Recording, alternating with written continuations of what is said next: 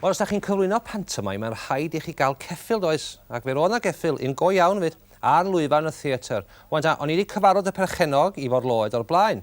Felly, mi ges i air i ddechrau efo'r ceffyl de. Helo, Cymru Derwen. Mae'n enw gwych yn enwedig Derwen replica. Oeddi, wel, i ni wedi enwi fe yna, achos mae'r un ffynnid a'i dad. A wrth gwrs, wedyn... O, peth cyntaf wedi sy'n bawr eisiau, mae'r un ffunud a'i dad. Wedi sy'n un peth yn union. Wych chi, beth oedd enw i dad, e? O Derwen Llwynog. Ie.